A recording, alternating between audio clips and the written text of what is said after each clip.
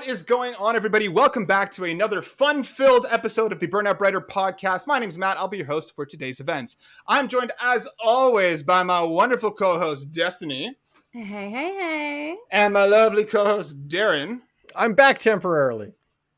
Darren's back for a little bit. He stopped watching the goldfish for the next 5 minutes, and he's around. So, but on this week, on episode 110, we have a guest that probably doesn't even require much of an introduction, but I'm going to hype him up anyway, because we have from Spawn on Me, one of the hypest people in the industry, someone who's consistently working and pushing for diversity and inclusion in a space that severely lacks it, for someone who is a very talented chef and can cook. I'm going to put an end to this debate right now.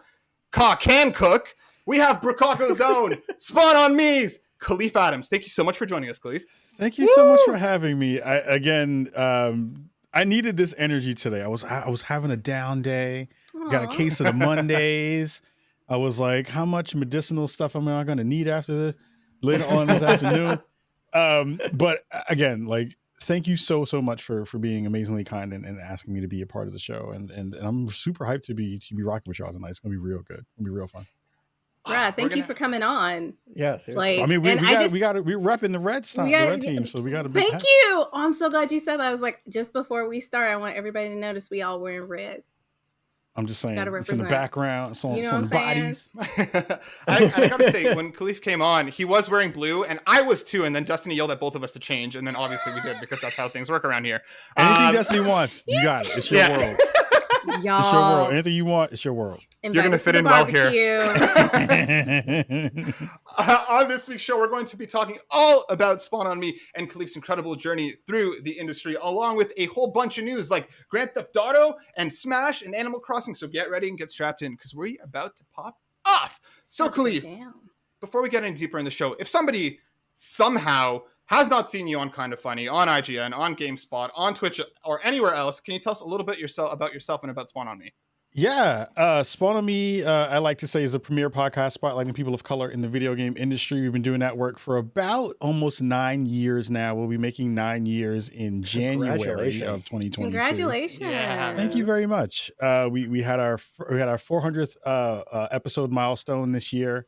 It has been pretty amazing to have so many folks have listened to the show over the past almost 9 years. And yeah, I think the thing I love about what we get a chance to do every week is we dig into stuff that people don't dig into in terms of the gaming podcasting space. There's a lot of taboos that we just knock through the door and say, like, nah, we're not going to worry about that. We'll just talk about the realness and dig into it in a real way. And if we found a wonderful audience, we found fantastic Bricago residents who are riding with us and making cool stuff.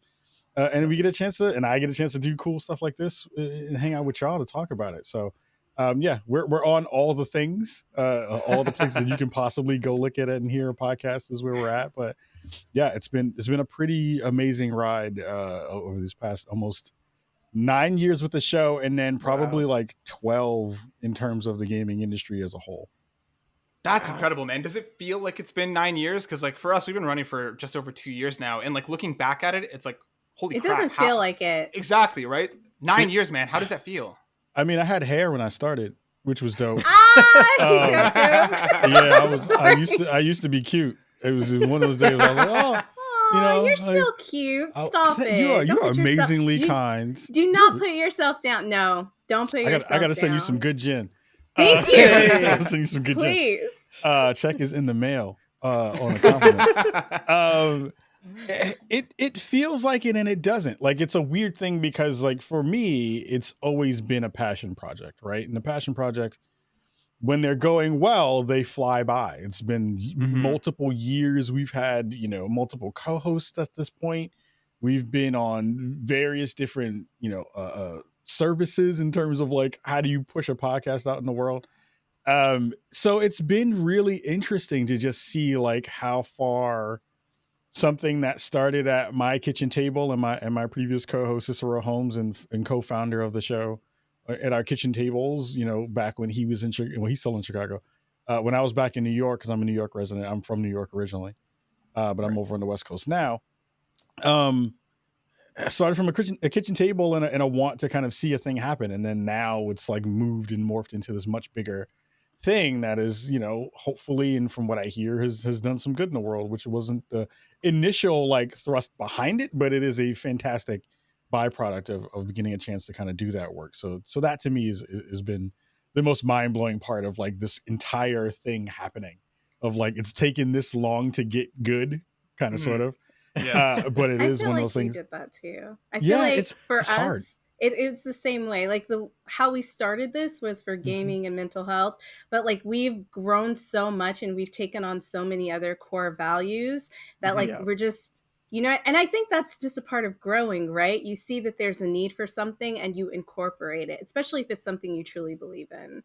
So yeah. Yeah, Yes. and you wind up, it morphs a lot throughout the years. Like I somebody was like, when did you feel like you kind of knew what you were going to do with the show, and like when you finally like understood what Spawn on Me was supposed to be? And I was like, that thing didn't happen until like 50 or 60 episodes in. Like it wasn't a Yeah. thing that hit immediately where it was like, oh, I know exactly what we're going to do. And the we never had a North Star until like 2 years ago, like in a real way. That was like, here's the thing that will guide every show. Here's the ideas and the ideals that will guide where this conversation will go. And then when you find it, it's like, oh shit. You have that moment when you're just like, oh, okay. That's that light bulb that turned over, and now you're like, okay, now we know exactly which way to kind of keep going, which has been good. Yeah, and it's been incredible to watch because I mean, Kahlief, you've been on fire for a while now, but like even in the last month, let's take stock at like because I was doing a bunch of catch up and a bunch of listening, and I mean the podcast with Monster D Face and talking about how just the grind and the amount of ways that you can kind of pivot and work in the industry, and then the fantastic episode that you did with Dinga, who was the creative director, correct me if I'm wrong, right, for Deathloop. Mm-hmm.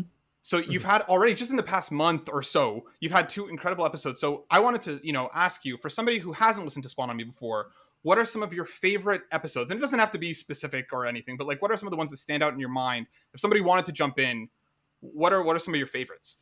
Some stuff that I'm really, really proud of, because I think the thing that I love about Spawn on Me, if I'd like take a step back from it and kind of just look at it over there and be like, yeah, what up? How you doing, fam? Is we've not only kind of, and I don't want to say like have launched careers, because I think that's a little bit egotistical, but I do think that what we have done is we've pulled in not only conversations that you've never heard before in the gaming industry, but we've spotlit people who then went on to really do big things, which I think is I feel like it's a little bit of like, what you're doing and you can have a good eye for certain things. Mhm. But for folks who are like first coming to the show, or at least my favorites are like, we did a show that I called The Black Academics, which was super good early on in Spawn on Me, where we had two lady professors who are talking all about race and games. Trandrea Russworm and Kishana Gray, who are 2 of the most brilliant people in games that no one is talking about in the biggest ways, and they should. We had a really fantastic, like, dope double episode of the like Mafia 3 roundtable, which was really good. I got to, stretch my creative legs with that one a little bit. Of course, A Lesson in Blackness, which I think changed the industry in a real way.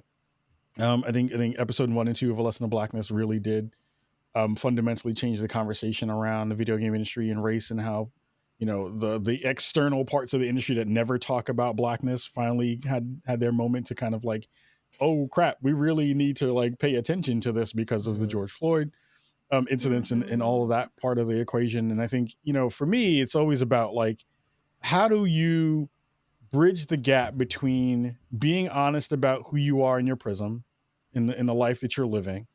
How do you also make that entertaining for the folks at home who get a chance to listen to it or watch it?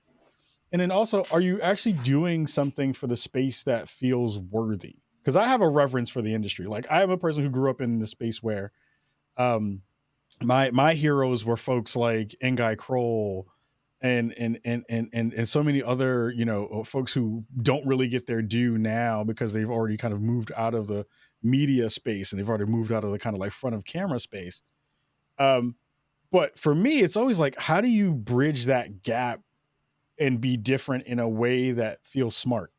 Mhm. And I feel like there's a lot of content out here that's not smart. Like somebody was like, "Oh, your show doesn't do a lot of numbers, or it's not that big, and it's not that interesting in that way." And I was like, "Yeah, but Honey Boo Boo was like at the top of every Okay. list Yeah. everywhere for a Don't get me long period started of on that time." So I'm like, trash. being popular doesn't mean you're good. Like, Right. Yeah. and I'm like, that's a thing. I'm like, I'm trying to be good. Like Yeah. we'll get popular, but I want to be good first, and then we Well can said. try to figure out how to broaden that out. Right? Quality content, not Yeah. just trash. Because those Yeah. things are forgettable, right? Yeah. Like nobody really talks about Honey Boo Boo anymore, but like you want to make something that lasts. And I totally agree. I feel the same way about like the series that we do. Like we're doing one for Black History Month in the Mhm. United Kingdom. And I was like, one of the things that we definitely need to do is ask them about like a historical figure that maybe inspires them, because while we're talking about the issues going on within our society and within the gaming industry, let's also take time to educate them about people they're just not learning about, Yeah. people that may have like flown under the radar because they don't really teach a lot about Black history in school. Yeah. So yeah. Yep. And they don't teach it well. And I think No. it's like, there's a layer there of the, I remember, and again, this is like the thrust of why Spawn on Me ever became a thing, was like if I jump out of my body and I go back to my 13-year-old self and I'm like, hey, who are the people who would inspire you to be able to get into this industry? Because there are so many people who are behind the scenes who are like making the entertainment that we get to a chance to consume, who look like us, but you will never know their names.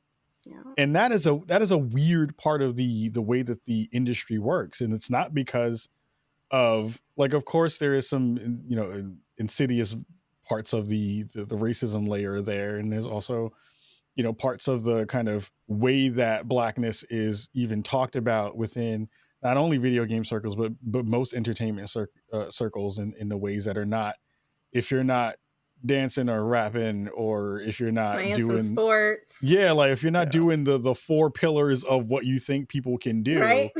then you don't get talked about in that way. And I'm like, there are so many dope stories of so many people who I've met throughout this industry who are the cornerstones and the pillars of what this thing was. Jerry Lawson, we wouldn't have half the things we don't have here if We Jerry talked Lawson about wasn't him in that too. conversation. Yeah. Right? Like we wouldn't have so many of the things in this space if there was never the conversations about like how games get made and how that winds up getting portrayed. Gordon Bellamy, all those folks. Like there's so many different people in that conversation that fundamentally change the way that we play games for the better. And people don't pay attention to that. Yeah, completely agreed. I mean, I didn't even learn about Jerry Lawson until a few weeks ago when, it was right before we did the episode because Mr. Midas kept shouting him out and I Mhm. looked him up and then we had him on the show as well and he talked to us about him. And it's just one of those things where it's like there's never been an opportunity to learn. And it's like if it's not coming across to you, you know what I mean? If you're not going to be taught it otherwise. Yeah. And it's an echo chamber and we need more opportunities for people to break out of it and to talk about their experiences, to talk about the difference that they're making and that's why I love Spawn on Me so much. And I personally am a fan, is just because you've introduced me to so many new ways of thinking and to new experiences and to new personalities. So thank you for doing it because it really genuinely does make a difference. I mean, thank you for listening. Again, I am very, very humble when people tell me that they watch the show or listen to the show or that they've taken time to, engage with the work, because it is a lot of work. It takes a lot of time. Like, I'm juggling right now, even being on the show in my 9 to 5. So it's like, doing that kind of work means a lot, right? Where it's just like, I want to figure out ways to do this in a way that also makes people happy or gives them something to think about or broadens their horizons in terms of what they think this one medium can be, because it is so many different things to so many other people. And it actually does move everything forward if you're really paying attention to what video games have been doing for the past 15 to 20 years, and especially in the past 10. So like there's lots of different angles to get in there, but it is also, again, very, very humbling to know that in a world where everything is vying for your ears and eyes at this point, that people listen to it every week and pay attention to it. And that to me is amazing. Completely I know agreed. it's because people are like really lazy and they don't want to look up information. So I think it's good to have sources where like they can be lazy but still learn at the same time. Exactly. I mean, Show them. just being real about it. a lot of people don't want to take the time to learn about it. And a lot of people don't know, like obviously there are Black people in the gaming industry, but like Matt was saying, or like even for Darren, there's probably never been an urge to be like, hey, let me look up and see some of who people of color who are actually contributing. Yeah. So it's really good that like we have shows like this, because people just don't think about it. But if they can come across it in something they already enjoy and it's being made with quality, then it's another way of educating people that people don't think about. And I think that's incredible that that's what you're working towards. Thank you. I appreciate that a bunch. Seriously. I expect my gin to be amazing. I got you. I got you. We got good gin out here in Portland. It's good stuff. It all tastes like trees, but it's fine. Before we get any deeper on, whenever we have a new guest on the show, we always like to ask them about a game that matters to them, a game that has made an impact, has gotten them through a crappy period, something that impacted their mental health in a way that either it made an impact or just really left a lasting impression. So Kahlief, can I ask you, what is a game that matters to you? Ooh, it's funny because I'm a weirdo in a lot of different ways. Because if you're like, we all are. What's a movie that you said? I'm like, oh man, did you see Saw 1? No. But game wise, Journey was like transformative for me.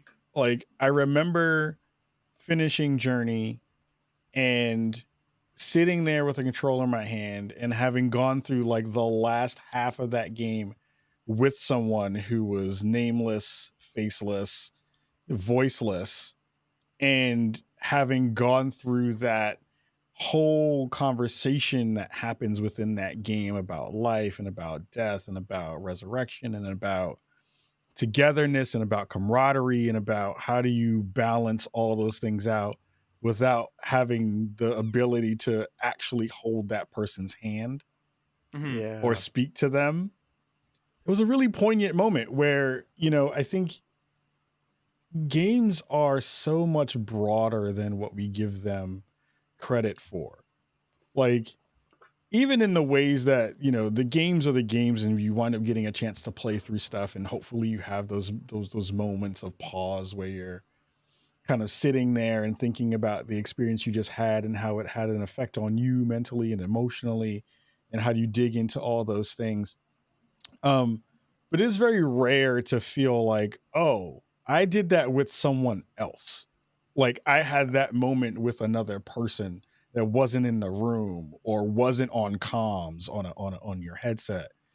And Journey did that in such a really interesting and profound way, because it was one of those experiences just like, oh, we are all kind of in this together. Like we don't know. Mm-hmm. I think a lot of people ask the questions often, and I think sometimes people actually give a shit when they ask, because sometimes they don't. But I think when you have those kinds of moments and you sit there and you're like, oh, wow, like the scroll and seeing that person's name and knowing that I'll never see them again. Yeah. But having that moment was wild, because it was just like, wow, like you can have that. People don't think of games as being emotional spaces or being places where you can have intimacy in that way. And it was cool. Like I sat down after that and was like, man, this was like such a very special moment for games and for the industry in that way. I'm curious, when you played Journey. Sorry. When you played Journey, what did you have the same companion the whole time? Did you ever get separated from your companion? Did you have multiple people that you played with? No. Luckily it was just that one person. Like, but they came in like halfway through the game. Right. So for half of it, I was alone. And then the other half, I had a companion. And having that companion for the end of it, because I hadn't played through the rest of it yet. Because I wasn't like, because I think once you have that experience for the first time, it loses its luster. You don't have that same like, because then you start to seek out things that you are hoping for. Mm-hmm. Right. And you're like, ooh, I hope I find someone that I'll be able to do this with in that same way. Or, ooh, hopefully I'll be able to kind of connect with somebody in that way. And then if you don't have it, then you feel like you lost out on a part of it. But having that emotional kind of connection with those folks or with that person during that that long section of the game towards the end, yes, it made that game very, very different than if I had gone through it alone. And it didn't even feel like the way that the people who that game company, when they made it, had talked about it. Like, it didn't even feel like the description that they gave for it. It was much more in depth in that way, and much more poignant in that way. For sure. Yeah, I have to agree, especially like when you get to the end. And like for me, I was under the impression that I was with one person the entire time. And then you get to the end and you see that, like you mentioned, the credits start scrolling. And you see the list of people that, you know, whether it's one or if it's many. And it's kind of one of those things where it's like, oh man, I didn't even realize that I had 7 different people helping me along the way, because they all took the time out, you know, to come out of their path to come and show me the way, or to kind of journey with me for a little bit. And it hit me in a way that I wasn't expecting. Because again, for me, it was, oh, it's me and this one person. What an amazing journey. And then that realization that, like, no, this was almost like a community effort to get me to the end. It was a really beautiful moment, I think. And I think you're 100% right. That Journey is a game that, and it's a very special game that has that kind of impact. Yeah. Des, you're gonna jump in. I forgot. It took too long. It jumped away. I was like, remember, but then like, as I was listening to you guys talk, it just kind of went. It was also really interesting to go back after having that experience and then wanting to be a Sherpa, which was awesome. Yeah. Like at that point, it was this like, oh, if people did this for me, I have to do this for other people. And I have to be that guide for other people. I remember now. Yeah, I saw that light turn on. Yeah. So what I was gonna say is, just going back to what you were saying, is that like a lot of people don't expect video games to be that kind of way, and I think that like indie game companies are really trying to play these, like develop these games that kind of pull on your heartstrings a lot more, like Lost Words, and I always say this wrong, Gris or Gris. Gris. I think it's Greece. I got it right actually. the first time. It's Greece because it's Spanish. Is it Gris? Or Greece? Is it like, Greece? Okay, it doesn't matter. Whatever. Bacon grease. Like bacon grease. Yeah. Exactly. But yeah, playing, like I've noticed that like a lot of games are usually you just go in and smash a bunch of people in the face, like Teenage Mutant Ninja Turtles, stuff like that. Now they're really like wreaking havoc on your emotions. Like sometimes I feel sad for an entire day afterwards. I'm just like, damn, this really fucked me up. I think that's the beauty of the indie space too. Like you're now seeing lots of games, even from bigger studios, play more into those kinds of spaces. But it's like the indie spaces have a lot more ability to weirdly not worry about the financial viability for some of that stuff. Of course, every developer is like, yo, I want to get paid off this thing and make this music. Yeah. But you see that also getting bolstered by really great publishing too. So like for me, if Devolver comes out with a game, I'm copping it. Like, yeah. Or if my favorites right now, and they've been like, they just don't miss, is Annapurna. Yes, agreed. They make so many good things. Like I remember the moment that I finished Edith Finch, and that game messed me up. And I was like, yo. Were you like crying? No, I was not. I don't cry. No, I'm just playing. Oh. we have an actual award for our Game of the Year awards called the Snot Bubble Cry. So you know I'm actually like, I gotta cry. But like it was a moment where seeing this game talk about death in a really honest way was something that you don't get a chance to see from like, you know, a big company like that. Big companies don't have time for that. They don't spend effort in that way. They've started to do that now with like stuff like out of EA is coming out. EA Originals has been doing a lot of good stuff in that space. But like, it's not a thing that a lot of non-indies do. So it's the beauty of the indie space is like they take time to really dig into the emotions of the player and they really take more chances, I think. Oh, absolutely. Yeah. Absolutely they do. I'm always like worried now when I play a game because I usually don't research it. I just is this game gonna hurt me? It. Yeah. Yeah. Because sometimes you're playing, you're like, oh, this is so cute. And then it gets dark real fast. And then the main character dies. Like, or someone really close to the main character dies. Like, I don't know if you ever played Lost Words. I keep going back to that game, but that game had me bawling like so hard that my roommate came in and was like, oh my God, are you okay? Do you need a hug? Yeah. And I was like, you know, I'm not mad at it. I mean, that's the beauty though, right? Is like, again, it is a medium that we've thought of it in those ways, in very kind of infantile ways of being like, we just beat stuff up and shoot stuff. That's what you do in most of these games. But like, it is. Nobody's sad about killing people in those games. Yeah, you know what I mean. They walk around. Nobody cries. It's like everybody's like, "Oh, I just killed like 70,000 people." Like no one looks and be like, "Yo, fam, you all right? Yeah. Like you did some real wild stuff right now. You okay?" Like nobody takes the time to do any of that work at all. Which is again, it's telling about like what's the use of this medium. And it's expanding with every game that comes out. And I think that's the really cool part. Completely agreed. So, Kahlief, thank you for talking to us about a game that matters to you. I always love this segment so much. It's just such a way. It's just a great way for me to kind of, dig in a little bit more. It's a great segment. I love it so much. Thank you. He likes to pick your brain. Super good. Trying to make me cry on the show. It's okay. I see. I mean, like, look, I feel like we almost had a connection there. Like, if you cried, I was gonna be like, I cried too. We like, absolutely did. I was about to ask you. I was but like, what's the last game that made I you ain't cry? no bitch. I don't cry. I know. I don't cry. Yeah, that's the funny thing about that. Those are the people who cry the most. Yeah, right. The people who talk all that shit about not crying, those are the ones who are the softest when it comes to their heart. I'm like, oh my god, I hate it. Look at the soccer game he scored and he ran and he fell in the ground. Oh my god, allergies are so bad this time of year. Yeah. You know what I'm saying? Like, oh my god, look at the snow. Yeah, people freak out. Yeah. All right, let's take a quick detour into some what's new to check in on what we've been up to lately. Darren, since you've been off the show for a little bit, I'm going to go to you first, my friend. What's going on? What's new? Yeah, Darren, what have you been up to? Yeah, Darren, what have you been up to? There's only one answer to this. It's my reading week, which is why I'm back on the show from my hiatus. I have some extra time. And you know what a terrible thing to do is to buy yourself a new game right before you have an assignment due. And because now my assignment's not getting done, because the game I bought was Metroid Dread.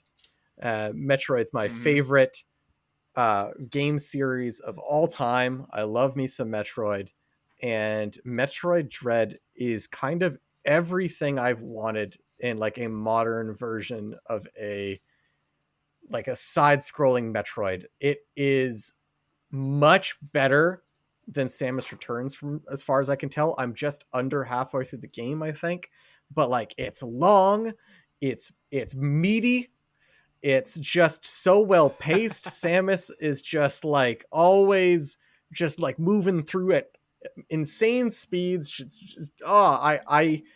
Matt and I think are going to do like a short little review discussion sometime by the end of this week, so I'll get more into details now, but like it's kind of all I can think about. You meant then? You mean then? What did I say? More details then? Now. I'm going to get into more details now. I was waiting. I was like, yes. Yeah, I'm ready. So what you going to say? Disappointment already. You'll have to wait with everyone else for my secret details. Damn it. I almost spilled the beans, but Matt stopped me. So no, it's good. Like I'm very excited. I want to be playing it right now.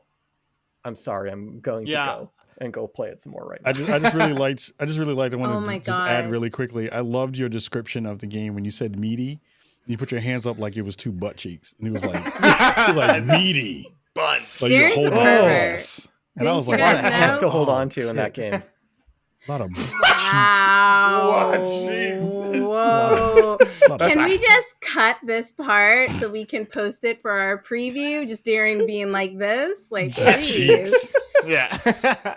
I'm going to jump in on here too, because I've also been pretty much obsessed with Metroid the last few days. I picked that up along with the SwoLED, as everybody likes to call it. SwoLED. I am loving the Switch OLED much more than I anticipated. Sony, give us a second Vita already, please, for the love of God. But the like, it looks good. The screen looks like it does look a lot bigger, more so than I kind of anticipated. And the colors pop, everything looks good. Metroid has been a blast. I'm at the last boss. I've been to the last boss for about an hour and a half, and I can't output the last boss. This game is tough, and that's, I think, the biggest thing that has jumped out at me. Feels great. Samus feels awesome. So I'm also going to save my details for the review discussion that we're going to have later this week. But I am going to talk about it now.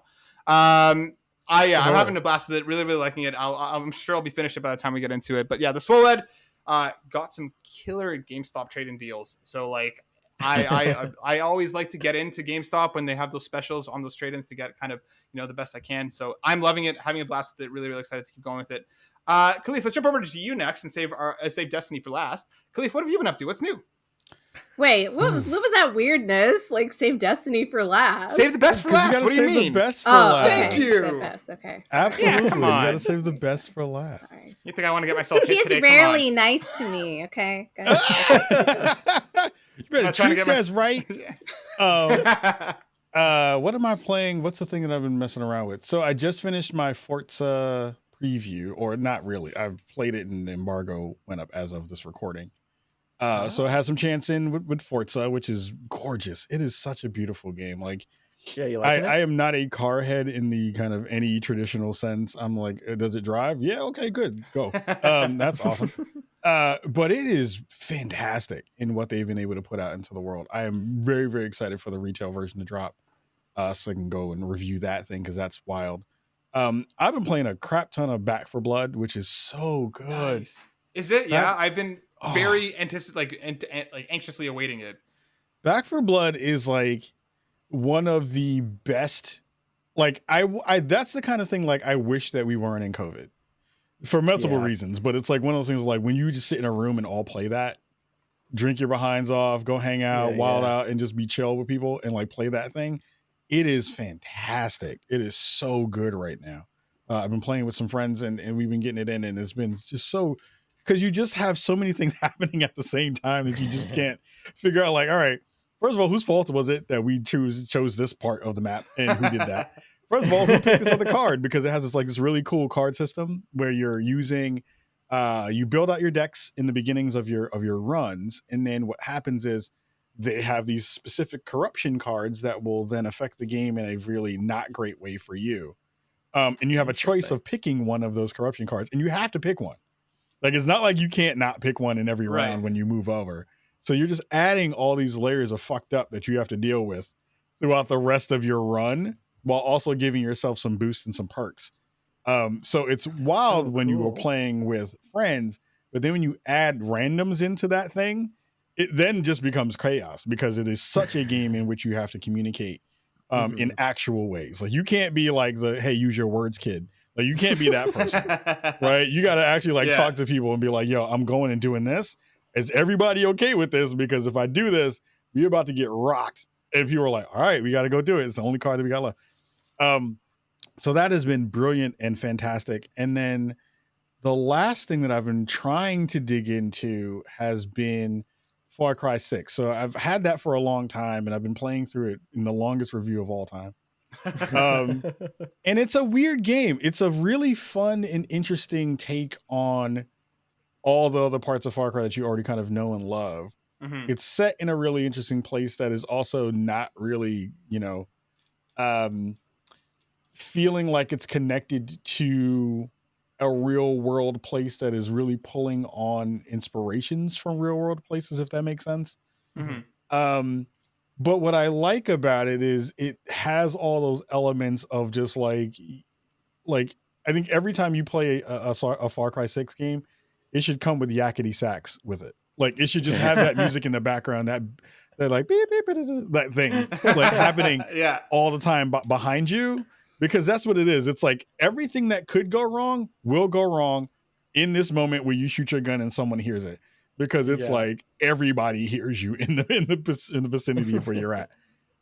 So it's a hard game right now to kind of run through because there's a lot in it. But I like what I'm playing, and I'm still interested in seeing how they're going to kind of tackle this conversation around this dictator and around this part of the world. Are they really doing my Latin ex brothers and sisters and everybody else like justice with the way that they're kind of tackling this the conversation and segment?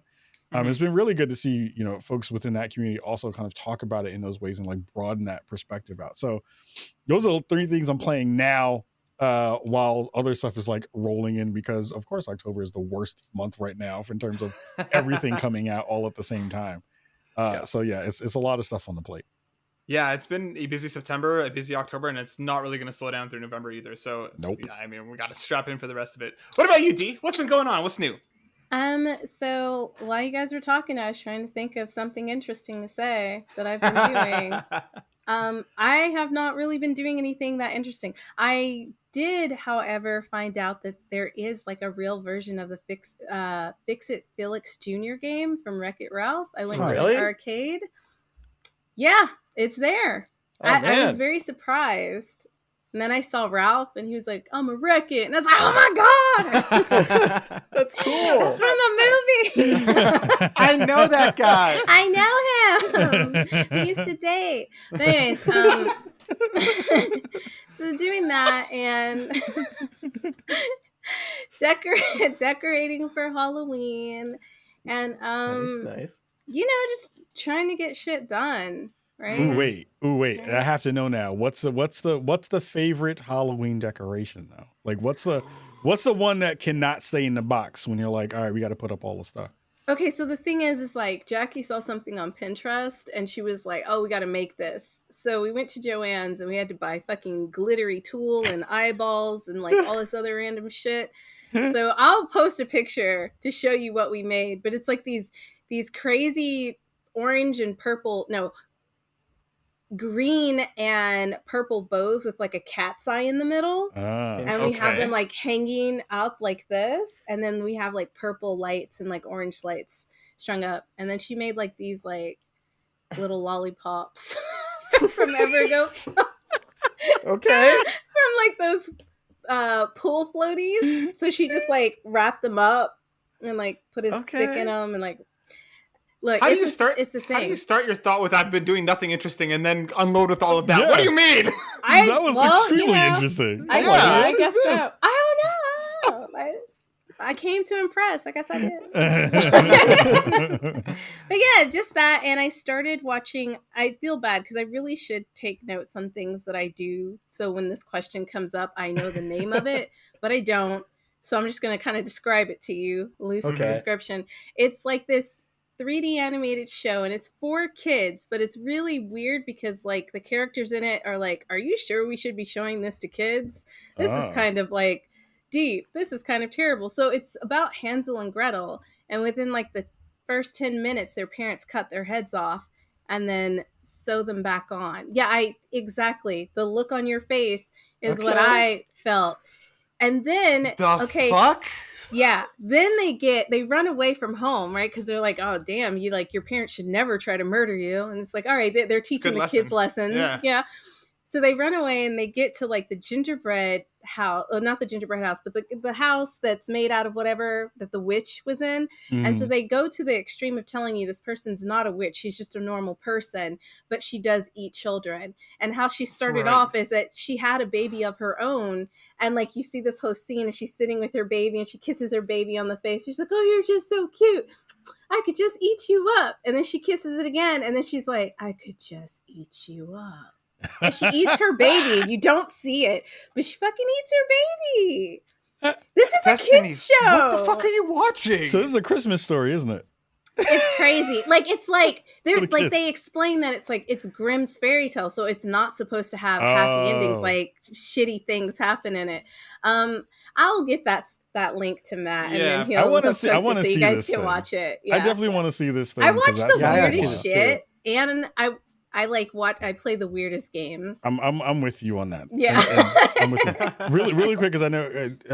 Can we talk about movies really quick too? Yeah, go for it. Sure. Yeah. I just finished watching Scenes from a Marriage on HBO Max. Oh my God! It is the wildest show I've seen in a long time. So it's basically Oscar Isaac, who everyone knows and loves and is hot for. And then you have Jessica Chastain, who plays. Who is that? I don't know who that is. So I don't know who that is. So he is. What was he in Star Wars? In the Star Wars movie, he was the Oscar Poe. Oscar Isaac was he was in Ex Machina. He was in what else was he in? Super handsome. Oh, kind weird. of racially ambiguous. Okay, fun fact. There's a guy that I'm working with now. His name's Travis, and that's who he looks like. I just didn't know his name. Travis. No, I know Travis's name. Shout out to Travis. Yeah, I'm going to actually post this to him. Yeah. He's like, his ears are burning right now. And Jessica Chastain, who's in it. And it is the most honest take on a marriage that is breaking down. that I've seen since the one with Adam Driver and Scarlett Johansson. Scarlett Story. Yeah, it is a heavy show, but having been in very long relationships and having them not go well, I was like, oh shit, I know what this is. I know what happened here. This is a part of this conversation. I've seen this part of this conversation happen before. I know what's going to happen in this, and it does. And sometimes it happens, and sometimes it doesn't. And I was like, oh my God, this is so honest and real, and like for real, like how people manage, the erosion of what you think is like really solid and fat and like heavy. I was like, it's scary. Again, it's a very heavy show, but the thing that I want people to take from it is that like you think of Oscar Isaac as like this kind of fun-loving, he's a good actor. Like Ex Machina was fantastic, what he did in that show.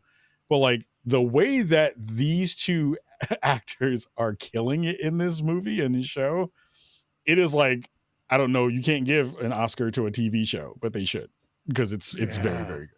It's super. Damn, do they not award Oscars to TV series? I think it's White Collar, right? Do they give them like Golden Globes? Oh, I know like Emmys and Golden Globes. Golden Globes. I'm glad that you brought that up. Not that this has anything Emmys. to do with that, but because you said heavy show, I know I'm late, but I jumped on Handmaid's Tale, and let me tell you, that's a good I had one to stop too. watching it. No, I was pissed off, and I will tell you why I'm pissed off. She waited until her kid was fucking 8 for them to decide that maybe they needed to leave America. Like, as soon as I went into my job and they were like, women can't work anymore, and they took all of my money and put it in my husband's account and be like, no, we need to get the fuck out. Have you watched Squid Game at all? Have any of you watched it? Yeah, I finished it. Have you finished it? All that kind of stuff?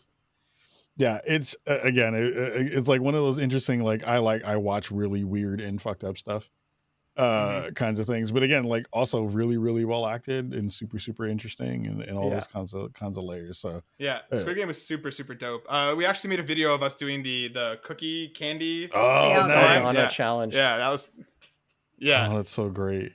So Darren, only Darren. No, I don't want to spoil. Well, they put it out a while ago, guys. You can go see it. But Darren actually caught something on fire. Only in Darren fashion. Yeah. Well, in his defense, he hadn't seen it at that point, and I told him not to watch it until after we did the video, because like I had seen everything at that point. But I was like, Darren, don't do anything yet. Let's kind of keep you in the dark here. And yeah, he had some interesting techniques. I'll leave it at that. Didn't really work out for me. Half of that thing was half of that damn game was people licking stuff, and I was like, yo. It looks like, okay, I haven't watched it yet, and I'm probably not going to watch it anytime soon, because I try not to do that. Like, I'll watch it when it's not popular anymore, like Game of Thrones. Well, you're a contrarian, aren't you? You're like, I ain't trying to be in that zeitgeist, whatever. Yeah. You ain't catching so, me. all the games look like games that little kids play. Mm-hmm. Yeah. Yes. And I noticed that, and I was just like, man, that sucks. Like, that's how you gonna die. Because you don't know how to play red light, green light? Really? That's how you gonna... That's your legacy. But that's the wild thing, though, right? Is like it is all these kid games, and it was funny too because it was one of those things where like I played some of these games, but like the games I played in the Bronx were very, very different. It was like red light, green light. Who didn't get shot? Like, what do you mean? Well, I made it. I didn't get shot. I didn't get hurt. Very, very different games in lots of different ways. But okay, Anyway. I have a really quick question because I haven't seen it. So does it really start off with a guy just walking up to some other guy and being like, "Do you want to play a game?" Pretty much. Yeah. And that's kind of the beauty. I feel of like it. the number one lesson is not to talk to strangers or take anything from strangers. Well, look, I'll just say this. You know, like, would y'all have done it? Would you do it if somebody came up to you, Darren? You might if they said Metroid, but anybody else? well, look, I'll do this. Matt and Darren, cover your ears for a quick second. Des, Yeah. we know damn well we ain't getting caught. Yeah, we know we ain't gonna do it. We know damn well we ain't getting caught in none of these goddamn games. Hell no. Because us black folks, we scared of that We shit. suspect on everything. Everything is suspicious. Look, the running joke in my house, because I'm in an interracial marriage, and I tell my wife all the time, I was like, look, the thing I love about you is that because of our relationship, we've gotten together. You have a much broader knowledge of the black experience now because we have been together. I understand through the wide experience that if anything happens, you're gonna fall first. I know that you're gonna trip when we have to run, and I'm gonna have to leave. Absolutely. I'm not waiting like, around look. for nobody. You could be the love of my life. And I I'm love leaving you, but if there was 'Cause any way that I was going to get reparations, it would be through you falling, and that's what's going to have to happen. I'm sorry. Or they're going to check out what the noise is in the basement. You know what I'm saying? I'm so sorry. I saw this video and I'm going to link it. And it was so funny because it's so true. And it was like, how come when a noise happens, Black people get silent for like 5 minutes just staring off into space? Yeah. And it's true. It's like a we hear Spidey something sense. weird and we're like... like like it's one of the funniest things because it's like we just waited an extra 5 minutes for the thing to get closer. Yes. If the thing was really coming like... to kill us, it just got 5 minutes closer to killing us. It makes no goddamn sense. But it is a very interesting through line across Blackness that people I'm just don't gonna say remember. I love us because we all do the same thing. Like we hear something creepy, we don't even continue. We just leave. It is the weirdest parts of like end of the movie. Yeah, it's the weirdest parts of like we are not a monolith, but we are definitely a monolith in some ways. Anywho, sorry, derailed the show. Well, the problem, like Destiny asked, like, would you guys have played? And I sat here for a second, being like, You had to think about it. Yeah, you thought about it. I was like, maybe. Like, if I caught myself in that guy's situation, but no, absolutely not. It's the same with The Handmaid's Tale. Her Black friend was trying to get the fuck up out of there, and they got married. they had a whole baby, a whole family. I was like, me. All right, let's swing this conversation back around a little bit. So Kahlief, I wanted to dig in into Spawn on Me a little bit more. Yep. I wanted to dig in a little bit more about how you guys got going and where you're kind of headed next. And I'm sure you've been asked 100,000 times about how it started, but what I want to know is, you mentioned it's been going for 9 years now, and at its infancy to where it is today, it's a much different experience and a much different beast from kind of what your plans might have been. Yeah. What are some of the most surprising things for you looking back? Like, I know we touched on it a little bit, but like, it took 50 or 60 episodes, et cetera, but like, where did it kind of start to feel different for you? What are some of the most surprising things looking back on the legacy that you've done so far? And I can only imagine what you're going to do next, but what are some of the most surprising things looking back? I think when I get my cane and sit on my lovely. That's a good accent. Sit on my old school chair and sit and think about the times that I remember the olden days of Spawn on Me. Man, can you narrate a book, please? Yeah, can you just finish? Yeah. I want to do Doodle Brown in that voice. That's a very, very cultural touchstone moment. But I think the things that I think about the most are like, and I don't think a lot of people get a chance to do this, and this is the thing I implore all of you to do with your show, is there are going to be moments when you get bigger and you start to grow and you start to think about what your journey has been on your show. Take time to really take account for the stuff that you've done and really put those things somewhere. Like get a folder in a Dropbox and put any cool stuff that you've done that you feel like really was a moment for you in your show, and put it somewhere. Because I think in the minutia of doing everything every day and promoting and trying to get it bigger, and I spend probably another, like, besides my normal 9 to 5 hours, I probably spend another 20 hours a week on the show, right? Mm-hmm. Or more. And you forget a lot of stuff that happens through a year. So, like, even within this year itself, we were on a billboard in Times Square. We were in a couple of different magazines. Lesson in Blackness happened last year. Like, all of those things, like, are all things that have happened within this small amount of time because everything is moving so quickly. Mm-hmm. And you wind up getting surprised by, like, how far you've actually taken a thing. And you don't have time to like sit back and like look at the actual like breadth and depth of what that winds up being.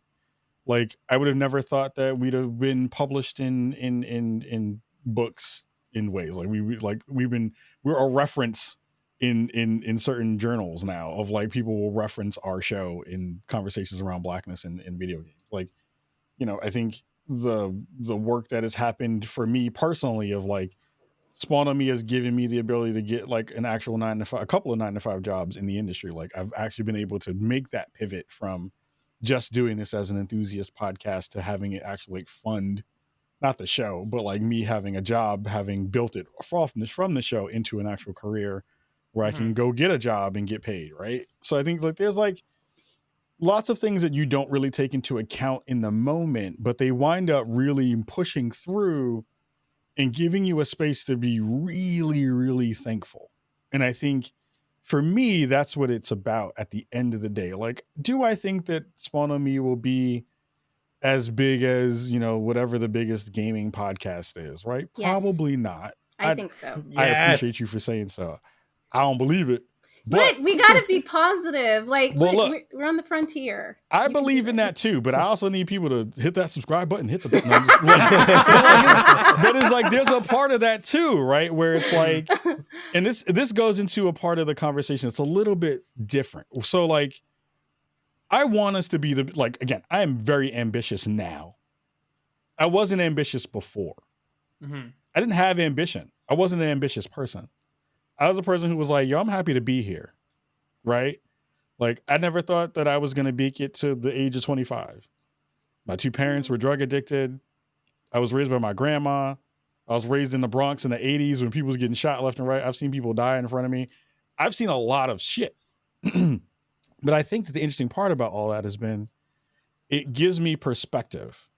And I think that perspective is really important because the content creation game is very, very much different than what it was, even when I started it. Even when I was first starting and getting my feet wet into the space, where now it is a viable place to actually grow yourself into a influencer or a person that will be, you know, paid for that kind of content in a way that people have an expectation for that now. I never had that expectation when we started. I was like, I'm going to do this for the culture. Like this is a for the culture moment. And if people rock with it, that's dope. If we figure out ways to get it bigger, that's dope. But it also gave me the ability to understand of like, how do I build a thing that will last into the future? How do I think about what the impact will potentially be for what the conversation will be? And then once that North Star moment hit of like, here's the way I want to move this entity so that I can understand what it's supposed to do, and then it hopefully does. Those things change, and that's the thing that you learn over the time of doing a thing. So like when you ask like what's the surprising thing is like I didn't know I had a purpose yet. And I think Spawn on Me gave me a purpose. And that's a really interesting and hard thing to say out loud sometimes because you're just like people think that you have a purpose out the gate. And I think most people don't know that you don't have to. And you will learn that during your life. And hopefully you will find something that drives you in that way to be able to do that. And that was what Spawn on Me kind of like pulled into focus. It was like, oh, you can be smart.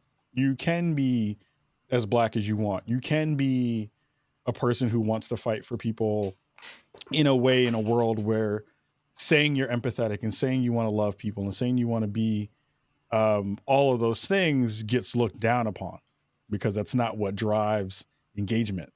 Right.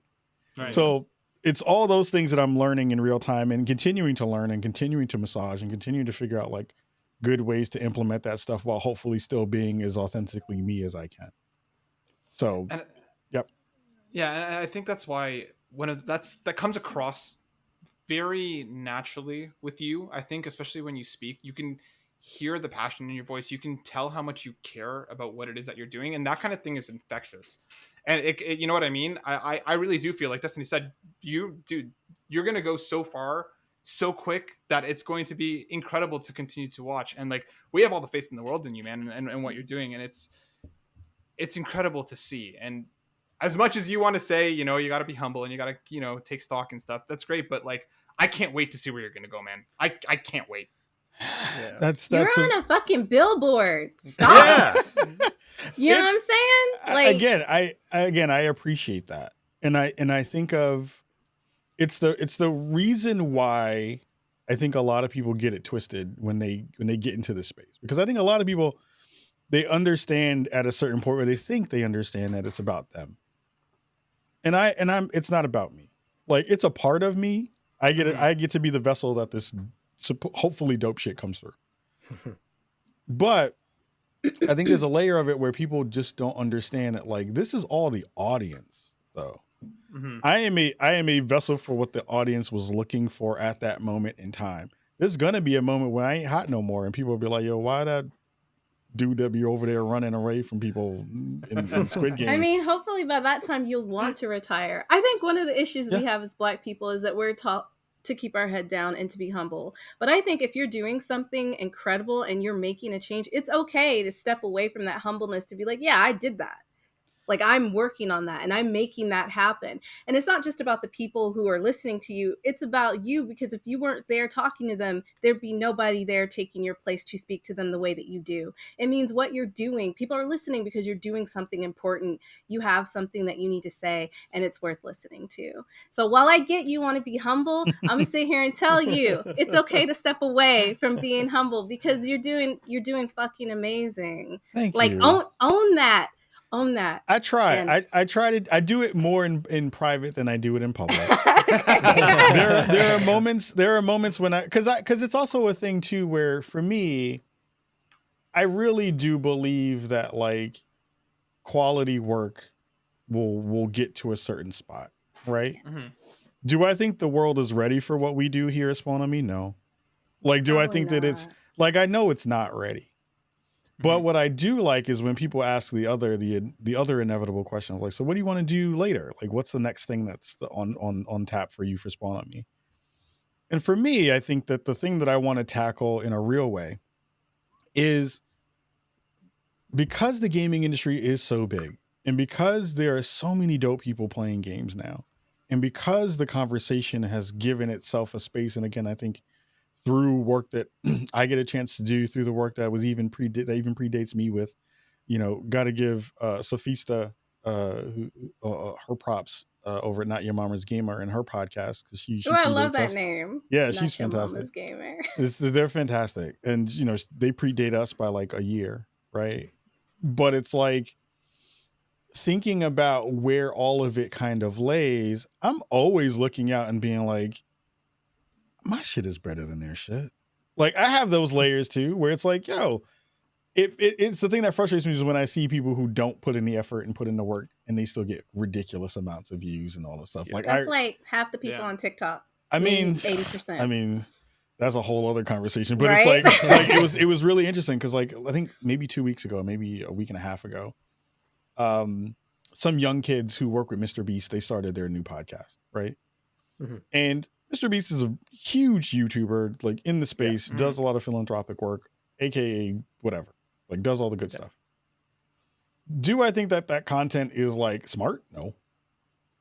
I listened to their podcast, and that podcast listens like it was my first episode. Yeah, I know they can get there because they have money. They can get past the technical parts of like how to make a thing sound good. Mm-hmm. But it's a thing of like, I also have to understand that like to a certain extent, I got in the game late. Like I didn't do any of this work until my mid-30s. You know what I mean? Like I'm in my now early 40s and it took a minute to get here to even understand that this was a thing that we could do. So I try to talk my shit when it makes sense.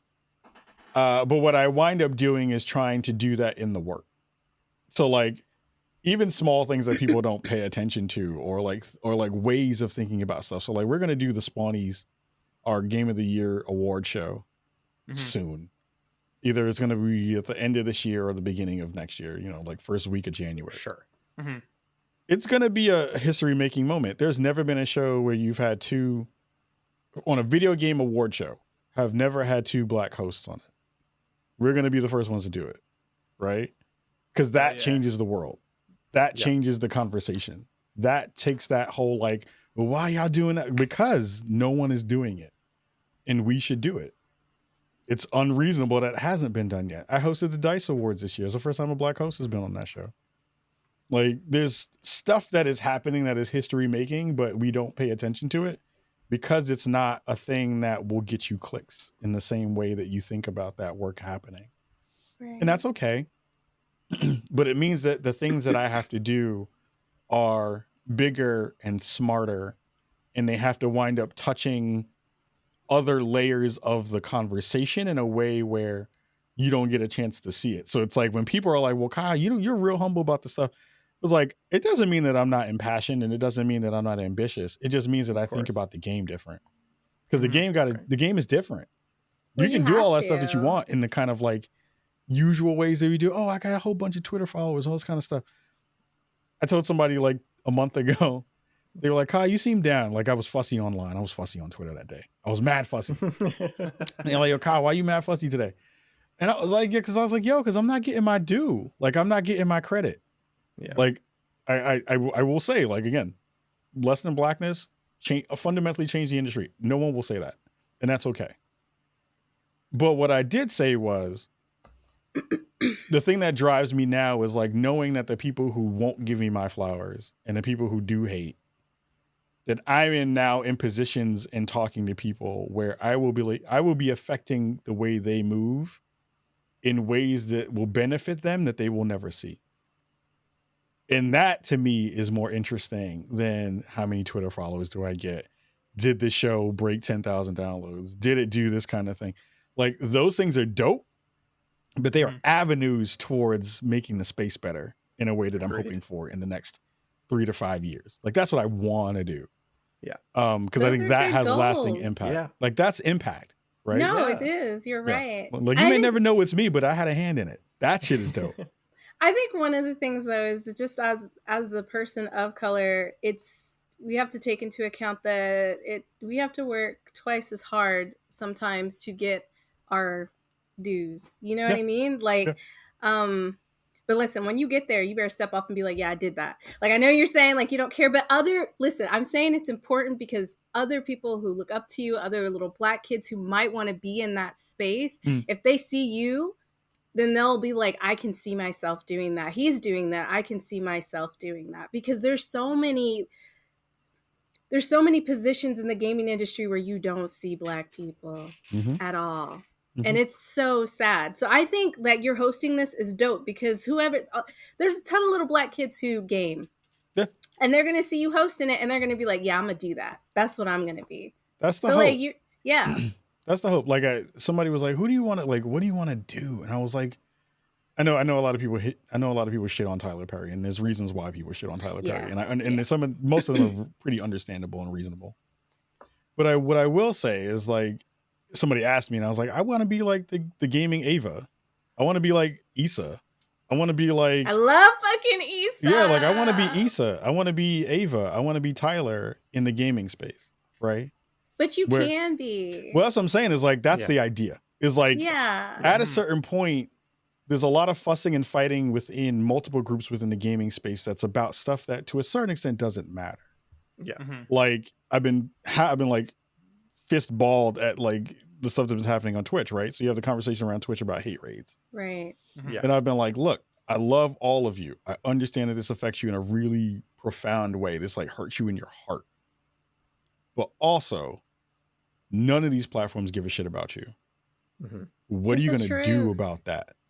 Because to me, that's about empowerment. And empowerment is more important to me than giving your body to a thing and your mind to a thing that doesn't give a shit about you. Yeah. And I'm like, at the end of the day, these things are going to be here with or without you. You've already seen the conversations happen around streaming spaces and content creation spaces where you've seen it on TikTok where people are stealing your shit and not giving you credit. You see Fortnite stealing your shit and not giving you credit. Yeah. You see Twitch taking half your dough and not giving you tools to be able to do what you need to do. What are you going to do? That's the new thing for me is like, we can fuss our way through everything, but what are you going to do? Because at a certain point, when you do that fussing, you take away your own agency. And agency is important.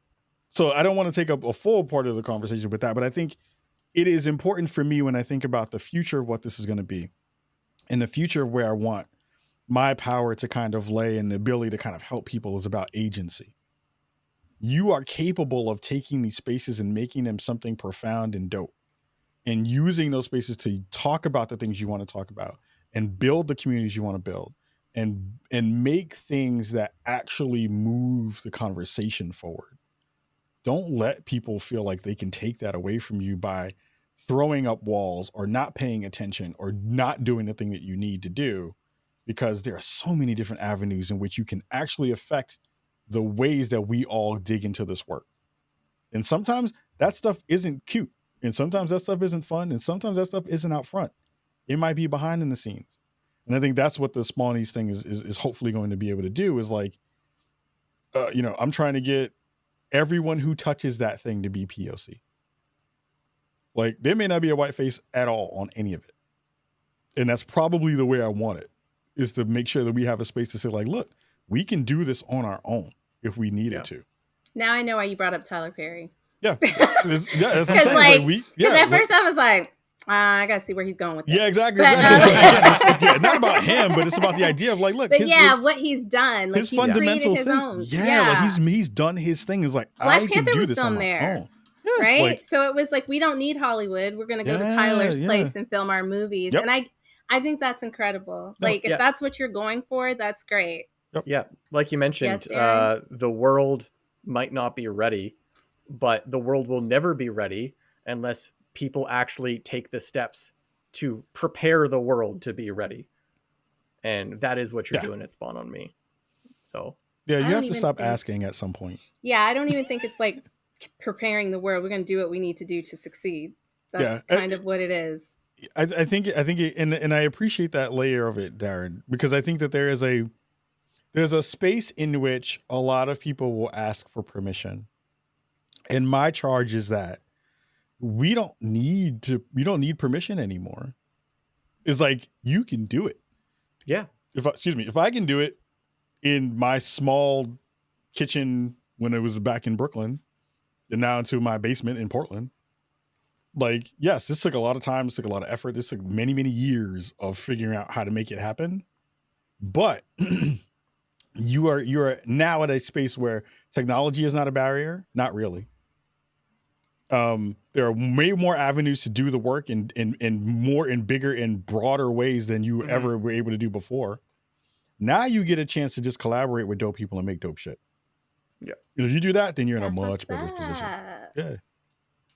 Hell yeah. It's just, man, Kyle, just listening to you speak is just always so uplifting, I think. Like, even when you're speaking about difficult subjects and things that do require a different touch into the way the conversation's handled, you're doing it, man. And like Destiny said, we're going to be supporting and yelling from the rafters about the amazing shit that you're doing always, because it's worth celebrating every step of the way. So, I mean, like, keep fucking doing it, dude, because you're doing an incredible thing. Yeah. Every time you do something successful and we hear about it, we all taking a shot of gin. Like, let's do it. That's how we celebrate. Let's do it. I got you. On the gin shots. One thing I want to know before we kind of mosey on into news, and I know this might be a difficult subject, and I know it might be tough, but your cooking skills have been brought into contention a couple times online, and I mean, it's obviously bullshit. We all know you can do it, but we had an argument just a couple weeks ago on this show, on Bonus Stage, our kind of secondary show, about what is the fast food, and I want to ask you this because I feel like you can bring an interesting. I'm not going to say anything about what our positions were. I'll bring that up after, but I want to ask him. What is the fast food? And it doesn't have to be like the McDonald's, whatever, but like, what is the fast food? Just a type. Like type of food. Oh, wait, just a type? Yeah, what's the best kind of... Is it... Go ahead, Darren. What are you going to say, Darren? No, that's what I was going to say. It's just pick a kind of food, like burgers or wings or pizza. Like, what kind of type of fast food is your favorite? It's hard, right? Yeah, because when you make it like food genre... genres of food, yeah. Genre of food that makes it so much harder. I mean, my ultimate fast food. It's got to be wings, though. Like wings are like an all-encompassing thing, because think about it this way. You get multiple versions of kinds of wings. You get boneless wings, you get bone-in wings. The thing that That's only makes two types. That's what I'm saying. That's what I'm saying. But it's all under the umbrella of wing. Okay. Wing singular, but with plural in the words of Darren, heft. Right? There's like heft under the wings. I just right? feel You can like tell what there's Destiny no did good not argument. No, listen. They did not pick wings. To be fair, I feel like, all right, I'm just gonna throw this out here. I feel like everything that we picked, you could have in different ways, and I feel like that argument is weak. So let me go back. So is it because there is way more potential for variety? Is that why it's weak? Or is it because it does not fit within one food genotype that we need to kind of just No. For all of our arguments, yes, we all said you can have it different ways. You could do it like this, you could do it like that. So I was like, I feel like overall that's a weak argument because you picked burgers, pizza, and wings, which are the reason why they're good fast foods is because you can have them in so many different ways and there's different variety. So it's really hard to pick like an ultimate one unless you're just like, I'm a wing man because I like wings. I wonder though, if you add that layer to it, are there any real fast foods that only really come in a kind of singular Chicken way? nuggets? No. The point of French a fries, genre of food is to have, multiple experiences under that one umbrella. I agree, Darren. I'm just saying it's a weak ass argument because you can say it for everything. That's all I'm saying. Listen, I mean, all it's I'm like gonna say- Zeppelis, right? If I was like, oh, Zeppelis, right? Like there is really Yeah. only one way to have Zeppelis. That's true. We You know should what have I picked mean? a restaurant instead of a genre of food. Right, I Matt, know.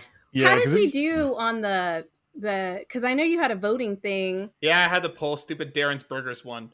Oh, okay. Okay. So to give us some clarity, Destiny went with pizza, Darren went with burgers, and I went with wings. So Yeah. thank you for being right. Yeah. But That's why I fucking hate when you do this. well, here's the thing: is if you asked me, like, place, Mhm. I would have had a burger. I would have had a burger answer in that Right. part. But if you're like genre of food, then it changes it. But None that's of y'all reasonable. can come to my pizza party. I don't know why y'all are like pizza's not delicious. It's not one of the Pizza's best party delicious. foods. Like Pizza's fantastic. that was never the argument, Destiny. What are Yeah. you saying? That, like, But here- that oh, was. I It was have- like, what's the ultimate one? That's the argument.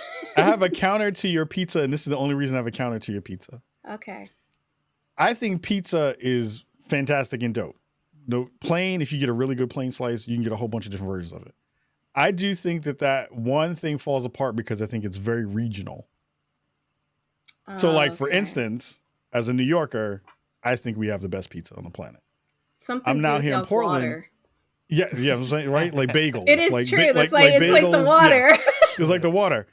If I go, like, Portland has ass pizza. This pizza's ass out here. This shit is whack. That's how Right? South Korea's pizza was. Right? And it's garbage pizza out here. People are like, we have Yeah. great pizza. I'm like, your pizza is terrible. But like 'Cause they Chicago put also corn has and like weird really shit fantastic on pizza. it. Yeah. So I saw Matt's face when I said Korean pizza. But that's because they put corn and mayonnaise on it and like just random Look. shit. Why? It was pretty good. I'm not gonna lie. Was that a part of Squid Game too? Was that No, like, a game? they just have Who can very stomach the pizza? like different tastes of what they'll put anything on pizza. I feel like wild. they're like, you want some? They put sweet potato paste in the crust. So you know how you do stuffed crust? Yeah. They'll put it in the crust or they'll put it on the pizza. So it's like, oh, here's your savory part and some dessert and then bread. They put like whole ass squid and octopus on it. So just a little bit of thing. All three of us lived in Korea for a varying amount of time teaching over there. That's actually how we met. amazing. Yeah. So like there was points where there had like a full on octopus on the pizza. Those ones I didn't fuck with. The potato stuff I actually did enjoy. I'm not gonna lie. Yeah. Ooh, I gotta That's hear all I'm that. I gotta hear that origin story at some point. Hell yeah. All right, let's mosey on to some news. I'm going to start, all of these I'll be pulling from Eurogamer. So let's start off with everyone's favorite game that nobody's playing anymore. Animal Crossing Direct scheduled for Brewster's birthday. This is written by Ed Nightingale. Ed writes, announced during September's Nintendo Direct, the Animal Crossing Direct finally has a time and a date. fans can tune in at 3 p.m. UK time on the October. Oh man, they put the date backwards. 15th October for 20 minutes for information about new content coming to Animal Crossing New Horizons sometime in November. So I want to dig into this a little bit because, I mean, all three of us. Kahlief, were you big into Animal Crossing, last year when it was a thing? No, I actually called it like, what did I say it was? I was like, it's like pretty slavery because it's just like you just all just hanging out, making stuff, and doing it for Tom Nook. Tom Nook is out there whipping people like it's He Django. was. I'm like, He's yo, a this is fucking the crook. cutest slavery game I've ever seen in my life. You'll be happy to know that when I was playing Animal Crossing, because they started every announcement with like Tom Nook behind a microphone. So in my shot, I wrote a little sign that said "fascist" with an arrow pointing towards Tom Nook, and I put that behind him. So every day, he knew who was the boss. I appreciate you thank you for your service. Yeah, it's definitely an interesting one because it was part of like the zeitgeist in this moment for a while, and then it's been through, I think, kind of Nintendo's partly their fault in the kind of way that they handled their updates. This is the first real direct Animal Crossing direct we're getting in quite some time. So Destiny, you and I got obsessed for a little while. What I want to know is what can this direct do to pull you back in, if anything? What do you want to see that? Well, you're still talking, and I didn't mean to interrupt. What can they do? Absolutely nothing. Really? I've made my millions in turnips, and I am done. No, because I watched like my roommate Jackie play, and like I love seeing how creative people can be, but it's not me. It's like my island looks like an island. People over here creating like castles and like Gone with the Wind scenes and shit, which is kind of slightly like not cool, but like, and all kinds of shit. And I'm just like, yo, my island looks like what an island would look like with some houses spread around. Like I haven't done I didn't do anything special. I still have like a bunch of shit just sitting out because we didn't have enough storage. I guess we have like a lot more storage now. I also don't want to go back because I feel like the character's a little shady. Like if they don't see you for a while, they're kind of like, damn, where you been? Like we thought you died. And then you get cockroaches in your house. If you haven't been in your house for a long time, you get roaches. Yeah. So I'm like, you know what? I'm good with that.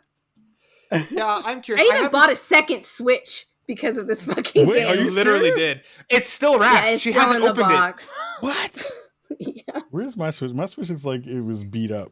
See? Yeah. Where is it? It's in here somewhere. I'm curious as to what they're going to do with it. I have a small like voice in the back of my mind that says like play Animal Crossing. Sometimes I feel like it, but I never actually do anything about it. I'm curious to see what's going to come from this, but I don't know. Darren, you've played the Animal Crossings of years past.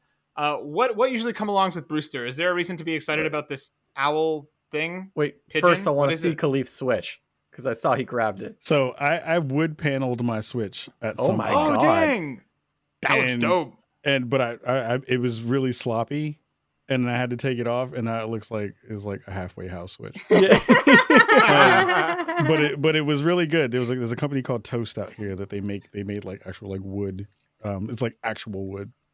That you put on there, and I haven't. That's kind of dope. Now that I want like the base has like our logo on it and all that kind of stuff. It's dope.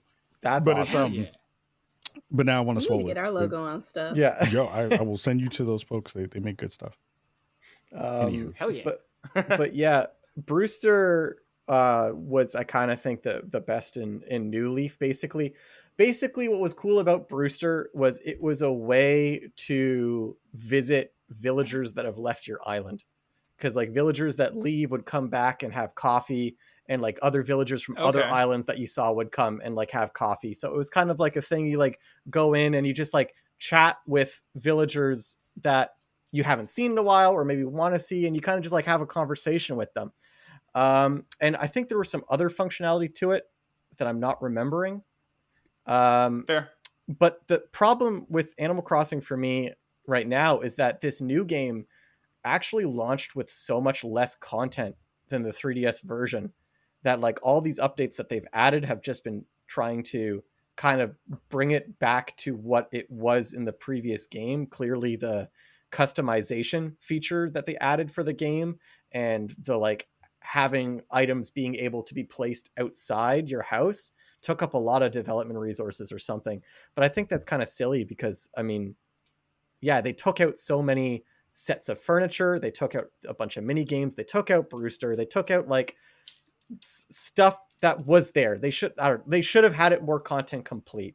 I think it would be hard to convince anyone to come back to the game at this point. Although Nintendo's kind of made their money. And so it's like kind of too little too late, in my opinion. It would have been nice to have this at the start. So I would look back on my time with the game more fondly. But at the same time, I guess by doing this, I think this is the best selling Animal Crossing game of all time. So clearly it had some kind of like, by drip feeding the content this way, it seemed to increase their sales. So I think I might be the wrong one here, and Nintendo knows what they're doing, but it doesn't feel good. Yeah. Yeah, I guess we'll see what's coming. But I guess that Direct is just a few days away, so we'll find out very shortly.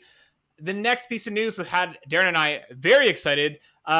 Coming again from Eurogamer, from Tom Phillips. The final character for Super Smash Bros. Ultimate is Sora from Kingdom Hearts, who joins the game on October 19th. Smash Bros. Series Masahiro Sakurai revealed today that Sora actually won the fan poll for Nintendo to explore future DLC options way back in the Wii U and 3DS era, though the results have been kept secret until now. So we do know, well, this is the last character from the Fighters Pass. We're finally getting Sora. Kahlief, are you big on Smash? Does Sora being in Smash do anything for you in any way?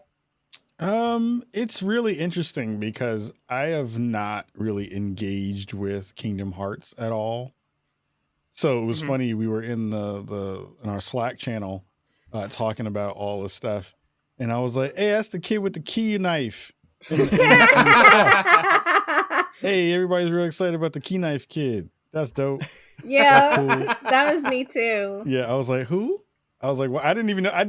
I've seen that character for almost a decade and just never knew its name. I was like, I have no idea. I was like, oh, this is the thing with the Disney characters, right?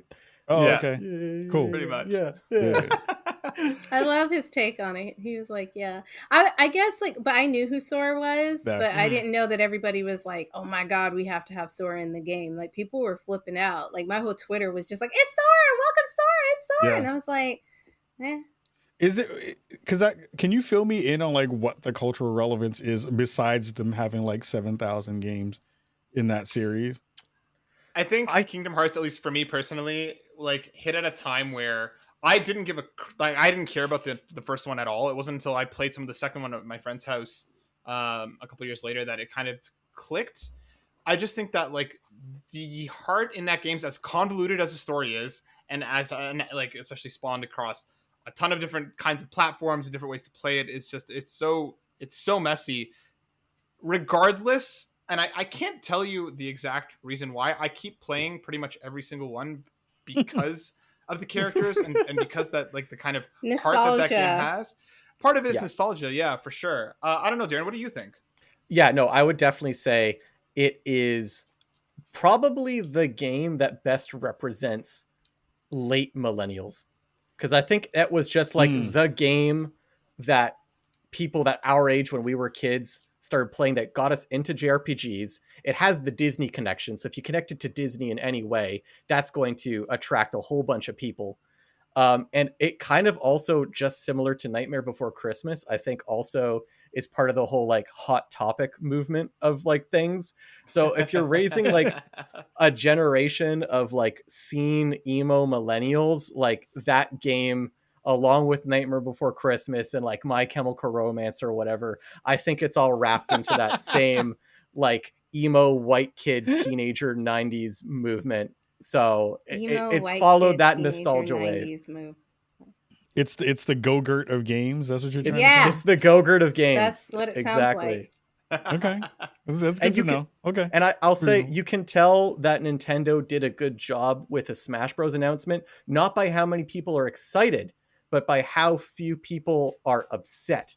And I have not heard that much complaining about Sora, where I've heard a lot of complaining about a lot of the other characters they've announced recently. So even the people that don't seem to care, like even you're like, oh yeah, it's the key knife kid. Cool. Like you weren't like, oh God, what a shit character they added. It was just like, yeah. This was in Smash Brothers, right? Yeah. Smash Brothers, right? Yeah. Kahlief, do you play Smash Brothers? I have in the past. I haven't. See, it's one of those things where I'm care like, about the game. What was that? Tell. So you don't even really care about the game. I You're like "Yeah, I played Smash, in the but past." I'm a Mortal, like most of the reasons why Mortal I don't like. Kombat. Yeah, I'm a big Mortal Kombat fan. Huge Yeah. MK fan. But again, like for me, I'm a blood and guts kind of person. So like Disney doesn't Ooh. do it for me. Like I don't care. I don't give a shit about Donald Duck. Like, Yeah. Donald Duck. Like I don't care about no Donald Duck. Like the Donald Duck. I Like, love him. He's so like he fighting angry all people. the time. Like is he really throwing hands or is he just like quacking at people? Right. Yeah. He's really throwing hands. But he's throwing hands in like the most Disney way. Yeah, Right? that's true. Yeah. He's all like pat, pat. Like because like Disney fights are like it's like watching a Fosse musical. It's like it flourishes and hand movements. I think and the it's hardest fight they had was between Gaston and the Beast. I think that was literally like the hardest fight that they've ever had in any of their movies. right. I'm And just Gaston like, died at the end. right. Spoiler Like, alert. Destiny. I was like, yeah, all right. Oh God. Yeah, well, I don't know personally. Like, and I know Darren and I were both freaking out. Yeah, I'm excited for Sora to finally make his way here. I'm stoked to jump in and play with him. And but I understand why people might not be, because that Key Knife kid has been around for a while, and yeah, it is what it is. But I'm stoked. Knife shorty. The last story that we're going to touch on before we go: Rockstar's Grand Theft Auto trilogy has finally official and launching later this year, written by Matt Wales. Rockstar has finally made its much rumored occasional leaked GTA trilogy remaster official, and it's coming to PlayStation, Xbox, PC, and Switch later this year. It's going to include Grand Theft Auto 3, Vice City, and San Andreas. Kahlief, I'm going to ask you first. Are you excited about this? And if you are, what are you hoping to see from this? Because we got little to no information about what this actually is and what it's going to look like. I implore every person who is listening to this show, please listen to my voice. Don't buy this shit. Don't spend money on it. Don't even look at it. Think of it like Candyman. Don't say it 5 times. Don't even think about it, because it's a goddamn waste of your money and is an unreasonable use of your time. It is so silly that Rockstar Games is doing their version of Skyrim by putting it out 7,000 times on 7,000 different platforms and expecting you to spend more money on it when they haven't even said anything about, God dag on it, Grand Theft Auto 6. I am way more excited now about seeing a smidgen of what they showed of Saints Row, the new game, that was on Game Informer the other day, than I am until they start to trickle out what 6 is going to be. Like, they better not throw some more money. Like, if you were going to get me excited about an old ass Rockstar game, put Manhunt back out. Make that game the game that you put out for the culture. Add the little microphone, the mic addition and stuff to Manhunt, like it was on the PS2. We could like talk to people while you rolled up on them and did terrible, awful things to them. It was the best thing on the planet because it was cool as shit. I don't want to go back to San Andreas anymore. I've played that game. I've seen that movie. They need to stop doing that to people in their wallet. Stop doing it, Rockstar. I see you. Yeah, it's amazing to see that. Like, what, in the last 8 years, was it?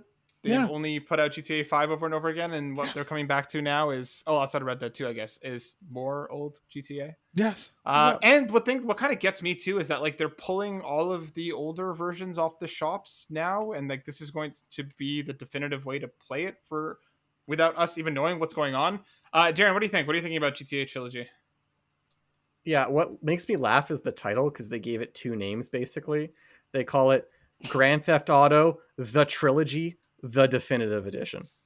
Like, they have to keep coming up with new ways to name it, to make it, to pretend that it's something new. And it's I'd never like when a developer's like, remove the previous version, here's the new version, guess you got to buy it, and now it costs more money because we promised this time there's something that like makes it worth more this time, even though there never is. Yeah, I think that's totally fair. I'm very curious to see what this is actually going to be. D, does Grand Theft Auto do anything for you? It never has. I think the first time I saw it, like, I was just excited that you could pick up prostitutes and have sex with them. But then when I found out you can't see anything, I was like, what's the point of this game? I I would really like them to kind of go back to their roots, and like I've said this many times, I would like a sequel to Bully. That's what I would like awesome to see. Yep. That would be so dope, instead of like putting out Grand Theft Auto again and again and again. Unless they add pornographic scenes where I can see something, then I might buy it. If they put hot coffee back in the game, I'll cop it. There we go. Right? That's what we're missing. It's the little things. It's the right? little things. It's the things that actually matter. Right? it's not definitive unless hot coffee's there.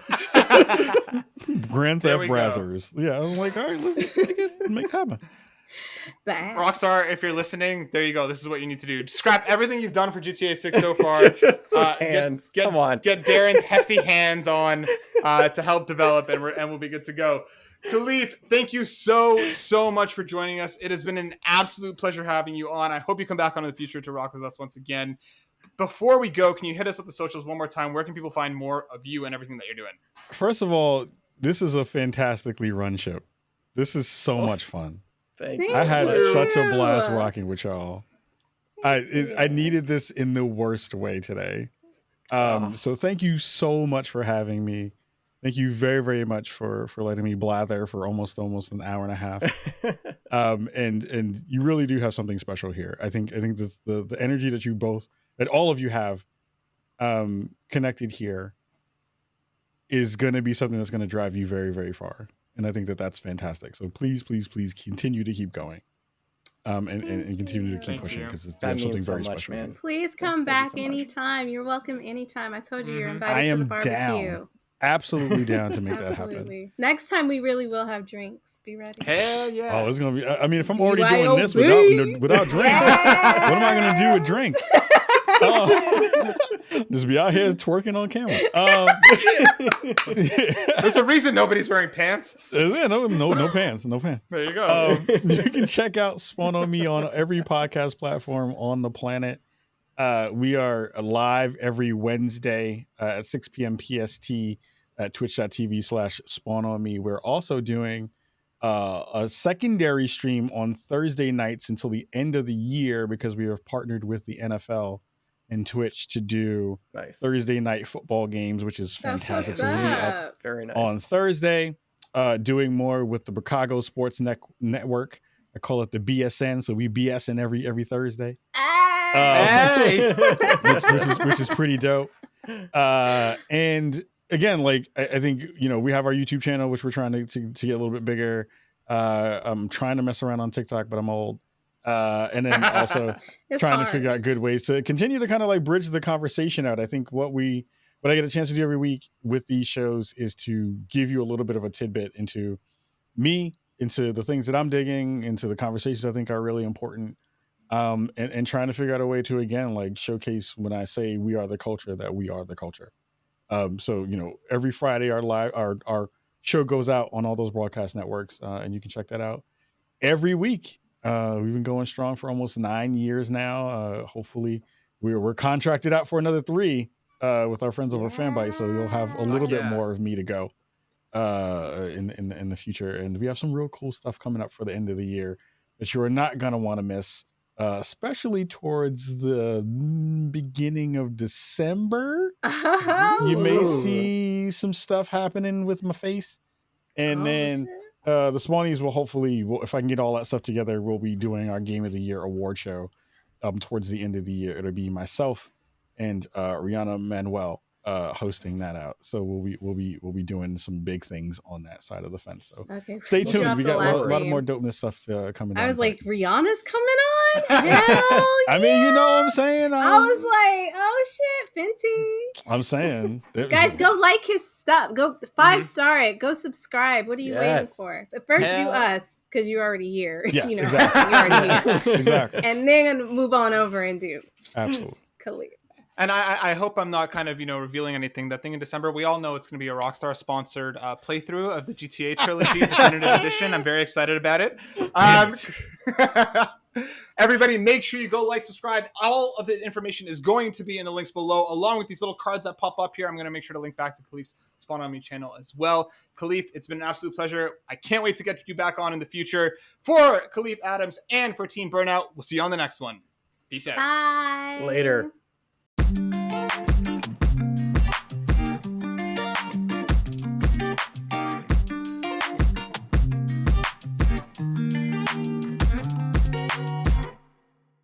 I just make really weird faces when I'm drinking the gin that I have.